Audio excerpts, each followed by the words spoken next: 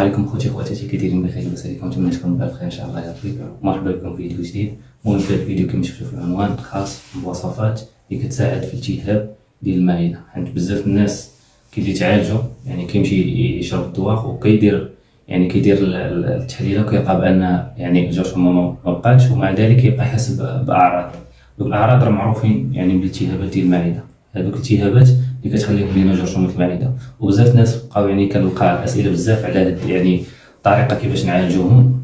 يعني انا ما بغيتش نقول لكم يعني تمشيو للادويه، من الاحسن تمشيو يعني للوصفات الطبيعيه. وجبت لكم يعني بعض الوصفات الطبيعيه اللي كتساعد في يعني في علاج الالتهابات، وكتساعد في يعني في التوازن ديال الحموضه في المعده. المهم دابا غندوزو الوصفه الاولى.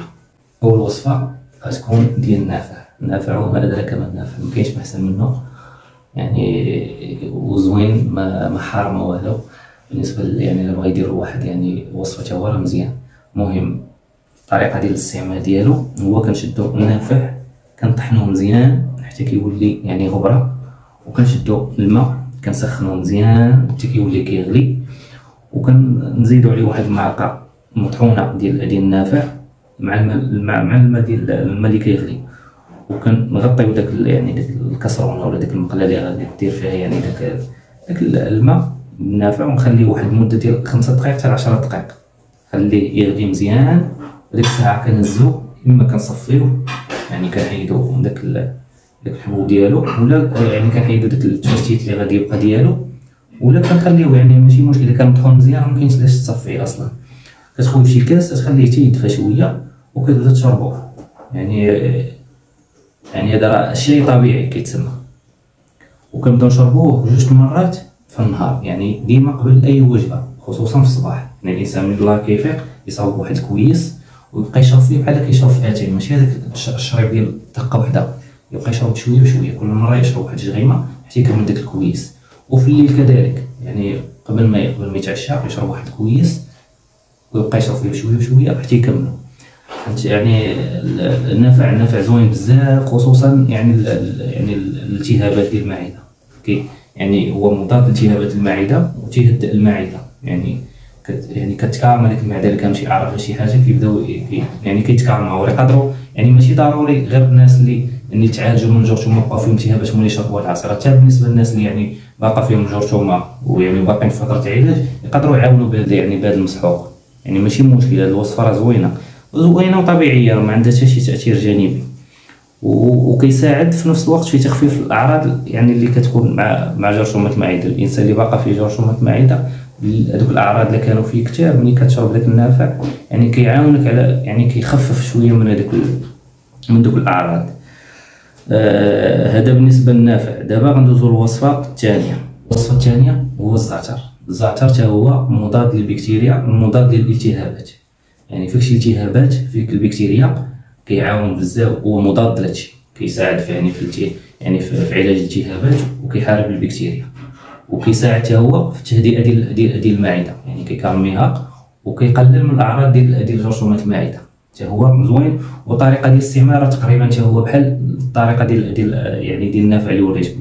كذلك كنشدو واحد الكاس ديال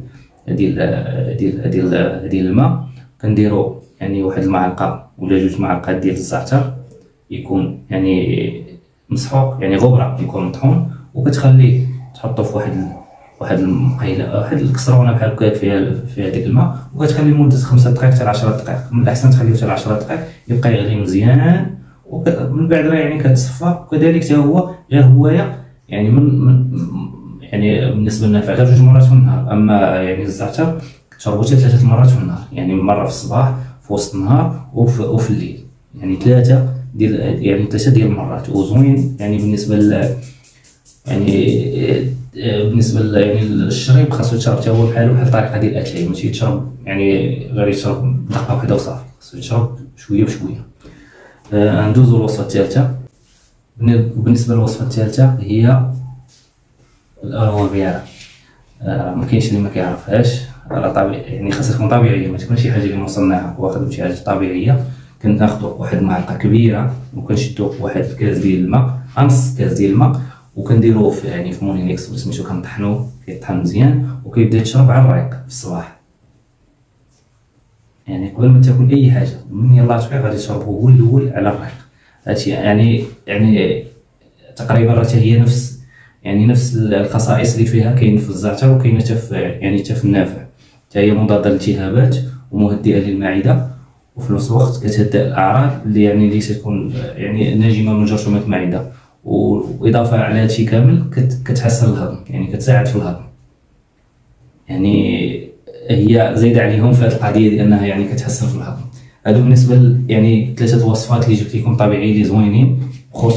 خصوصا انا مركز على الناس اللي عندهم التهابات المعده من بعد ما تعالجوا وبقات فيهم بقاو فيهم اعراض تيكون سببهم التهابات المعده. من الاحسن ديروا بحال هاد الوصفات، راهم ساهلين في متناول الجميع، وما كيتكلفوش شي ميزانيه اللي كبيره، شي حاجه اللي قليله ماشي شي حاجه. والانسان يحاول يداوم. عطيتكم 3 وصفات، على الاقل الانسان يداوم غير واحد الوصفه فيهم وان شاء الله غيكون غير خير. توكل على الله ويدير بحال نقولوا دير النيه وان شاء الله يكون غير الخير. وبالنسبه لهاد الوصفات راهم معروفين طبيعيين، الانسان الا دخل يبحث عليهم راه غادي يلقاهم كلهم فوائد.